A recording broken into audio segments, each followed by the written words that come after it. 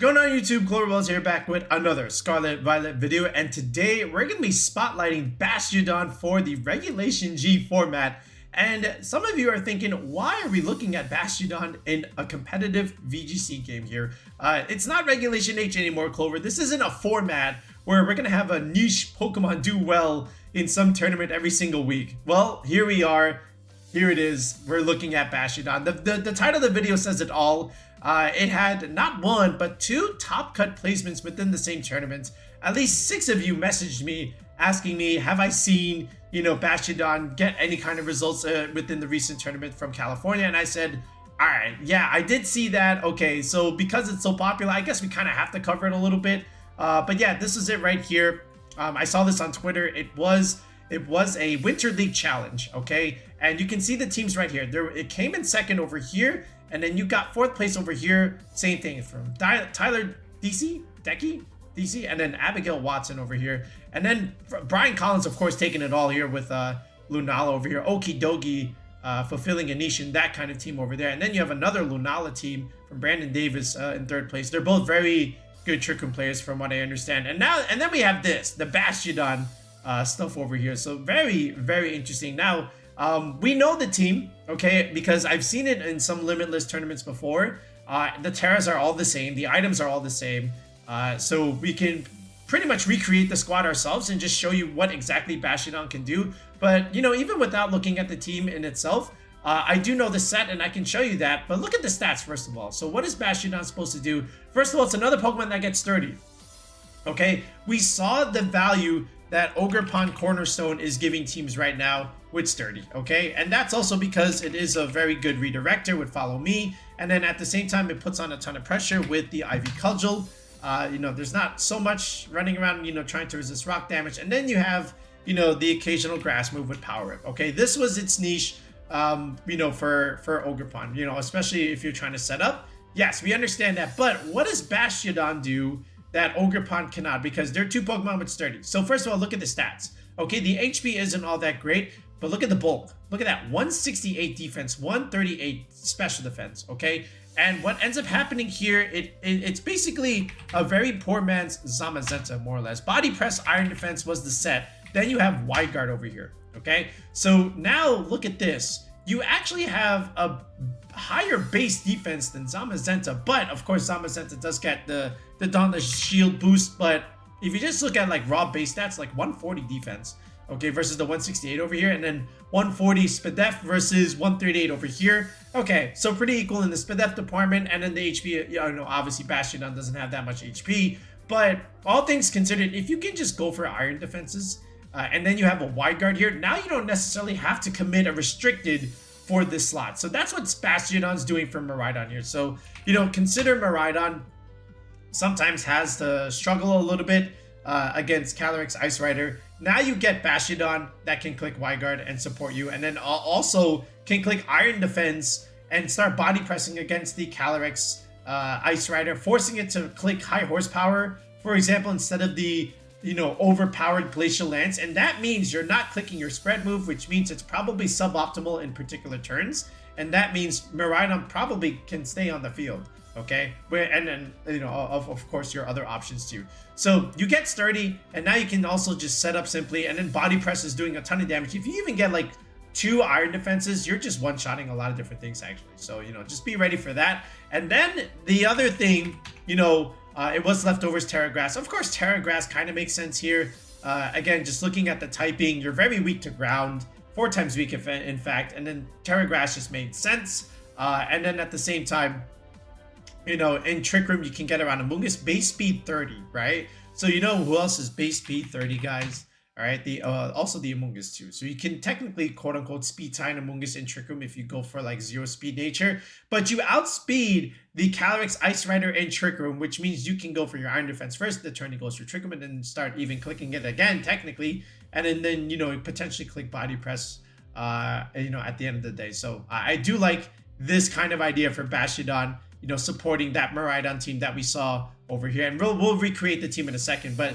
The 4th move, it wasn't Protect, believe it or not. It was Foul Play, right? So this is now really strong into not just the Shadow Rider, but also the Ice Rider too. Okay, so foul play, you know, we've seen this already from something like Farigiraf. We've seen a little bit from something like also Grimmsnarl, and some other niche Pokemon that can do it. But Bastiodon also got it here, and that's literally what they were using with it there. So now you have even more niche in certain matchups. So I would imagine this comes to like every single matchup where a restricted has a spread move, and then pretty much, you know, your Shadow Rider, Ice Rider matchups, you know, you can definitely bring out the Bastiodon in a certain position. But that being said, it is a niche option. You can't bring this to every single game, but the games that you do bring it, it can fulfill a role here, whether you're trying to be supportive and use Wide Guard to stop, you know, broken spread move, or you can just simply go for endgame setup with Iron Defense 1v1 and body press things until you end up winning the endgame. So you could definitely do something like that. And again, like we said, sturdy, you know, giving you that one extra lifeline that you need to stay on the field and do what you need to do is going to be important, right?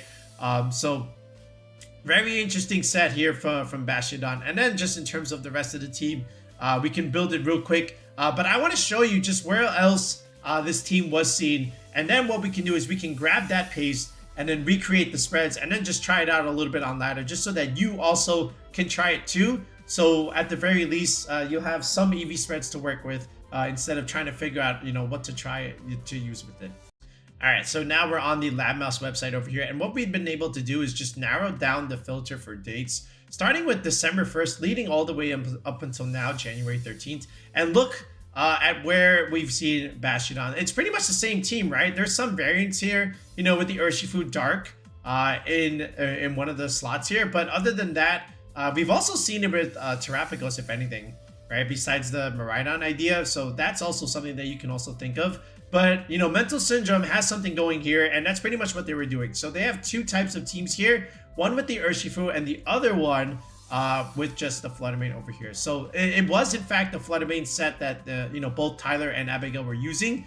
But, you know, we can still look at both of MentalSyndrome's teams just to see what exactly he was trying to use with some of this stuff. So we'll look at the Urshifu one first. So it was actually Electric Seed Bastiodon with Terra Flying, Body Press, Iron Defense, Wide Guard, Foul Play. So the set stayed the same, but we were Terra Flying Bastiodon with the Electric Seed boost. So now we just inherently have a +1 here. So now we at least get some damage boost, you know, with the Body Press. So I guess that also works too.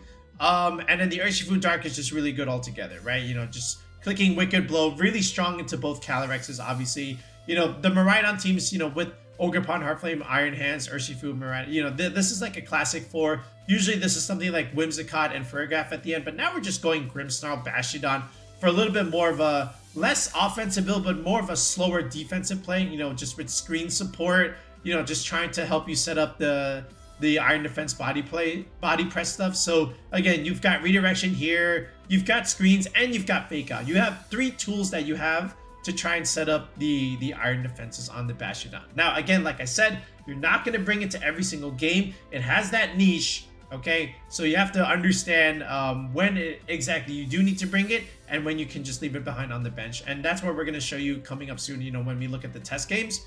But this is one variant, okay? Then we have this one with the Fluttermane over here, just, you know, Terra Normal for the mirror matchup against Shadow Rider. Speed control here with Icy Wind, also speed control here with Thunder Wave, by the way. And then just Spirit Break, of course, just neutering special attack damage. So if you combine screen support and then damage mitigation coming out with the Grimmsnarl here, then you have, you know, the redirection and the fake out pressure from Iron Hands. It's actually very easy to set up the Bastiodon and then just go from there. But after that, you know, just pretty straightforward just in terms of the rest of the team. I think they're, yeah, okay. So this one actually is, yeah, no. I was looking at something else. Okay, so the set's changed, but again, we can just simply recreate it. And then let's see what exactly is the hype with Bastiodon. But again, I'm looking at the bulk and I understand it. I understand foul play. So again, fulfilling that niche on a Miraidon team. Okay, so now what we can do, we'll just assign some EV spreads. We'll recreate the team. We won't change any of the moves or any of the Terras. All we're going to do is just assign some basic general EV spreads. So this way we can get into the ladder right away and just start testing it. And let's see how the team functions. Okay, so starting here with the Bastiodon, already I'm just thinking maxing the HP here. And then just going negative speed, obviously, and 0 speed in general. Just for, you know, at least potentially going for that speed tie with the Among Us. And then after this, we're gonna go a defensive nature just to get the best value out of our body presses, right? So we can go first bump or we can go second bump here. So I think we'll still go relaxed nature here, right?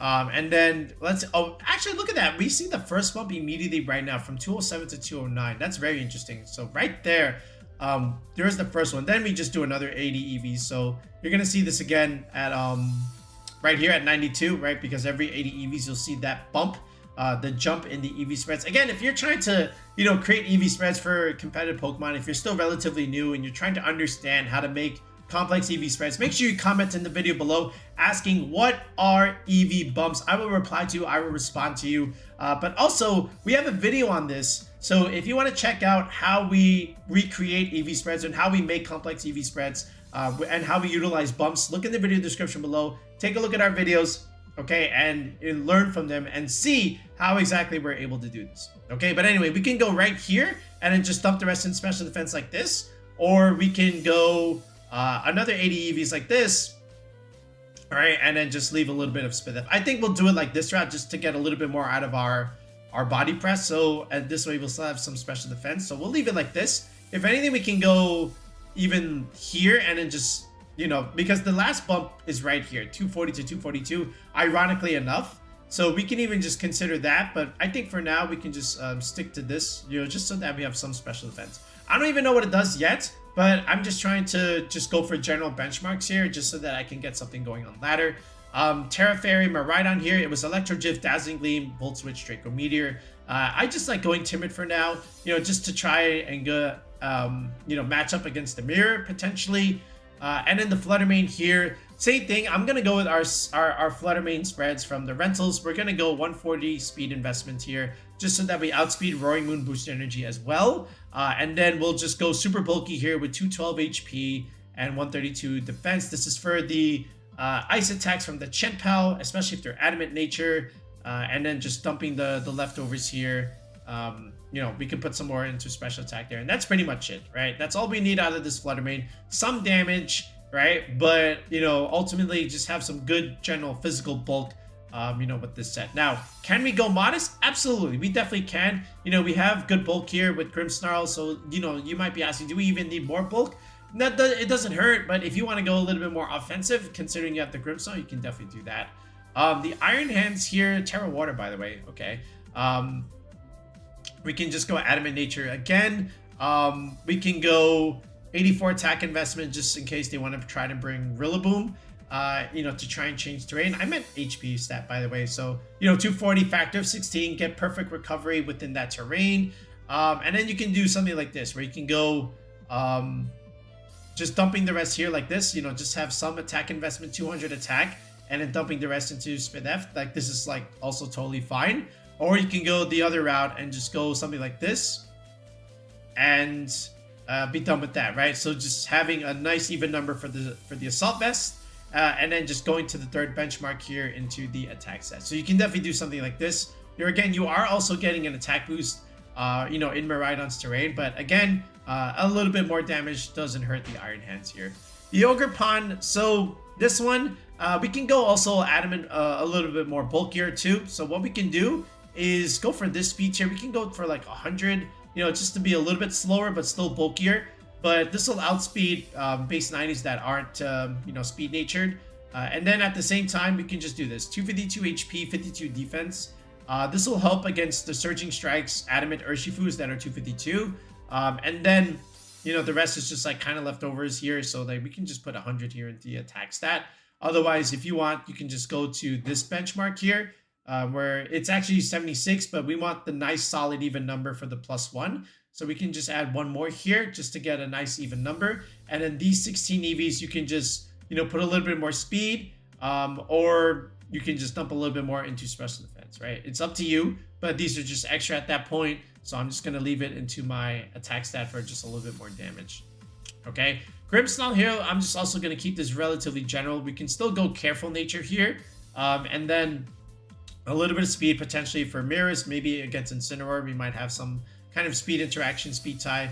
And then just 236 HP, hit the bump here in the Spidef department. 1 point the attack, and then dumping the rest into defense. Magical 103 base mark. benchmark, I should say. I said base mark. Benchmark into our defensive nature. That's pretty much it, right? So we've got our squad, okay? You know, just something to start off on ladder. You know, it might not be the same spreads as, you know, those guys in the tour, but I wouldn't be surprised if this wasn't close, okay? So let's try it out. Let's see, you know, how much Bastiodon can do and how often we can bring it into some of our test games.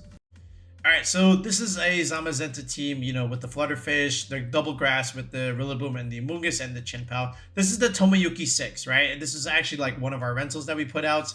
Of course, you know, you never know if it's the same EV spreads or not, but it is a common 6 right now. So basically, we can actually just leave the Bastiodon behind here. We don't need it clicking wide guard for anything here besides the occasional heat waves from the Chiyu or, you know, somewhat of a Dazzling Gleam from a Fluttermane if they even have it, right? And then we're not really foul playing anything here per se. So I think just relying on the other tools that we have with Miraidon is going to be good enough. So Miraidon and the Ogerpon Heartflame are definitely going to come to this because I know they want to bring Rillaboom to change terrain. And that's just only going to be really advantageous for our Heartflame at the same time. And look how hard Heartflame hits, you know, his whole team. You hit the Rillaboom, you hit the Amoonguss, you hit the Chenpao. You can also technically hit the Zamazenta too. So that's 4 fire weaknesses now that I look at it. But then you also have Iron Hands here, which can also do well in our terrain and then do well against everything that he's got too. So I think those 3 for sure definitely come, right? And then to clean things out, we can always just go with something like a Fluttermane too. So just to see how it progresses here. So he's going to go with the Chiyu and the Flutterfish combination. I'm just going to go with the Iron Hands and the Ogerpon here. I threaten Fake Out. I threaten Ivy Cudgel here. I also threaten Drain Punch, and I still threaten Ivy Cudgel here. So I want to see if I can bait out the Terra Ghost, right? So I'm just going to go Ogerpon here, you know, resist the Heat Wave and the Fairy move altogether. He's going for the Iron Hands here, and he actually just went straight for the Ogerpon, right? So he's preserving my Iron Hands here, which means I can bop the Fluttermane on its head, and now I can Drain Punch the Chiyu just like that, right? So good turn for me. We get 2 KOs, right? So he does still have his Terra. There's Zamazenta, there's Rillaboom, right? So now we can have terrain control for the rest of the game because these are the only 2 slots he has left. If we want, we can pivot Miraidon in at some point. I just want to protect Ogerpon here for 1 turn, you know, against the Fake Out pressure. We get some chip into the Zamazenta. And now we threaten the Rillaboom. We can force out a Terra, ideally. We'll see what he's got, but he just goes for Body Press. He outspeeds the Ogerpon, which is good. When Hammer comes out, we stay alive, and then we can just click the occasional Drain Punch here. Just to, you know, get a little bit more recovery here, right? So now we can bring in the Miraidon for free, okay? And we assume terrain. And now we can start nuking. He still hasn't, you know, committed the Terra. So I'm just going to go Fluttermane first, just in case he wants to Body Press there. He goes Terra normal Rillaboom, something, you know, I don't really see. I thought he would Terra Dragon the Zamazenta per se to resist the electric. We call that wrong. He goes for Body Press there, and he actually removes the Miraidon, but he doesn't actually because he's a little bit short on the attack, and he just forfeits because he knows what happens after that, you know, now that he missed the Miraidon kill. The Zamazenta's been chipped so much, it's going to die next turn. Even if he protects it now, it's okay. And even if he killed the Miraidon now, it still would have been fine because we have Fake Out to stop at least 1 slot here. And then, you know, he can't really one-shot the Fluttermane with the Rillaboom here. I mean, you know, without terrain, it's hard to do that unless he gets a lot of lucky crit. So, you know, we were still in a pretty good advantageous spot. But like I said, you don't need the Bastiodon for this. I think the other tools were just okay for, you know, Zamazenta. Okay, so this one is a Calyrex Shadow Rider team with double terrain on his side, Indeedee and Rillaboom. I always think that's always, you know, a little bit interesting when you can bring double terrain like this.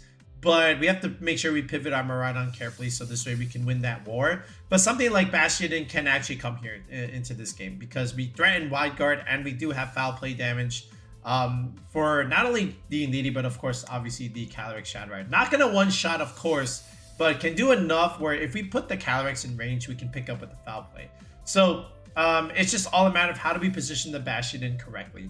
Now, I actually play this relatively poorly on some turns, but I play it well enough where we force the suboptimal play, and that's what actually won us the game. So, yeah, you'll see when we run through this, but, you know, I'm just going to go with Grimmsnarl here just to slow him down, along with the Ogerpon Heartflame, same thing. He's going to go Whimsicott, and he's going to go with the Indeedee here.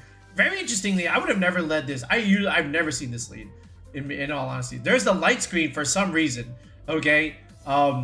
I don't know why he did that. You know, probably just to get ready for Miraidon, I would imagine. So that's interesting. He actually goes Baton Pass. So instant Urshifu Indeedee here. Okay, now here I had a little bit of a brain fart because this is where I started thinking about, you know, Spiky Shield, you know, Surging Strikes interactions. And in my mind, I thought it worked like Rocky Helmet at this moment. So obviously that was bad. And I basically just gave him a free turn for free damage. So unfortunate for me. And over there, that's probably better just if I click Ivy Cudgel there.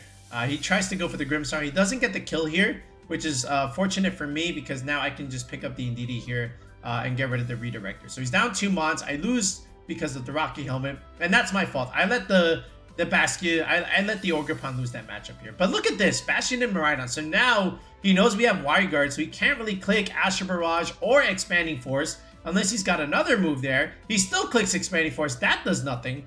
I went with Dazzling Gleam here. I thought that would pick up the Ursh. It did not. Okay, and that makes me lose the Miraidon here. So that was unfortunate for me, right? I severely misplayed this game. I could have easily beat this guy, you know, a little bit easier. But now he has to go for close combat there.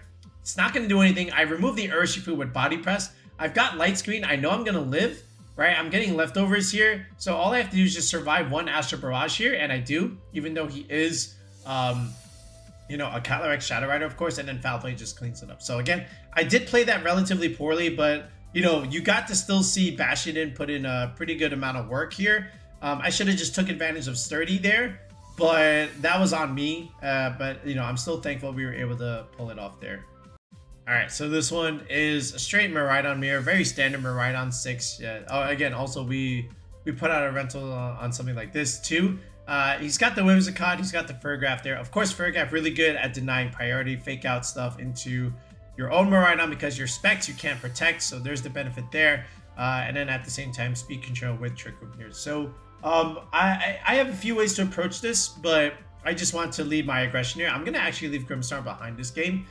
Just because I don't think we necessarily need it. He's going Whimsicott Miraidon here. I want to rely on Fluttermane, Icy Wind, Speed Control, and force him to target it, right? Because he doesn't want to take that Icy Wind. I know he doesn't.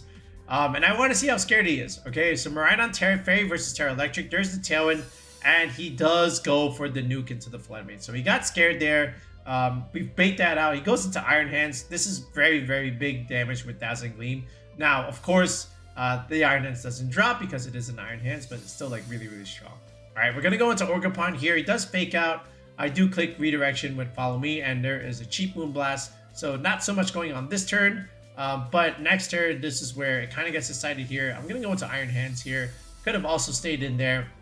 He's going to go into Urshifu here. I just simply click, you know, Dazzling Gleam here. I could have picked up this Ursh by staying with the Ogerpon and clicking Ivy Cudgel per se.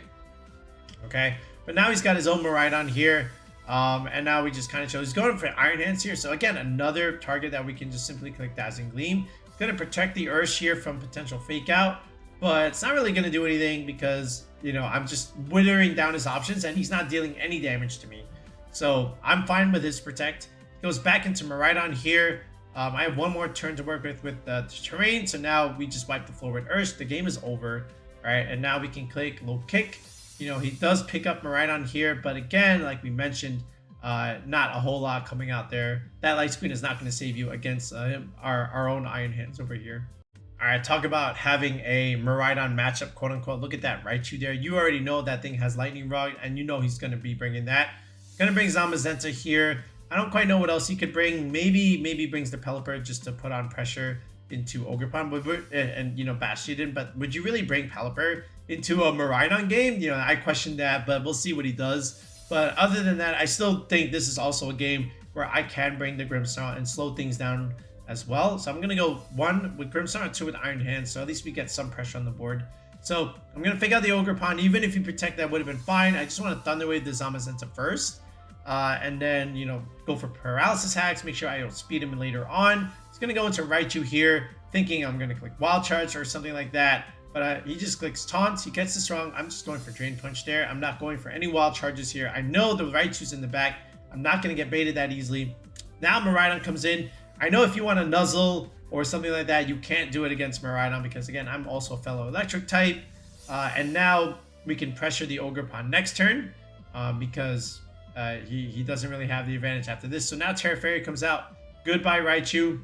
Okay, and now there's another Endeavor. There's an Endeavor, by the way, trying to make me see me else as it, but now we just punch it, and now we're okay. So, yeah, again, another game where we did not need to bring the Bastiodon, but here comes Goldango. Again, we have enough. I'm going to go into Grimmsnarl. I'm going to give it to him just so I can recycle. There's a Nasty Plot. There's a Heavy Slam. This is fine. Now we can just click Wild Charge, do a ton of damage into Goldango, and then, you know, he just forfeits. So, you know, 4v2 is kind of tough there, but again, Grimmsnarl, you know, doing very well in the end game there, helping my Iron Hands out was important. All right, so you know, from those games, we were only really able to bring the Bastiodon just like once. So again, relatively niche, just all depends on the restrictor you want to bring it against, but definitely against the Ice Rider and the Shadow Rider for sure. And then, you know, just against even Terrapagos technically, right? Just body press into that. You have some pretty good damage there, also helping out your Iron Hands here. But ultimately, here you go. If you want to try it out, you know, here's the paste. Here's our spread. So let us know how you do with it. And, you know, let us know what you think of Bastiodon moving forward. Okay, that's it for now, folks. We'll be back with another video in the next one. Peace out. Have a good one.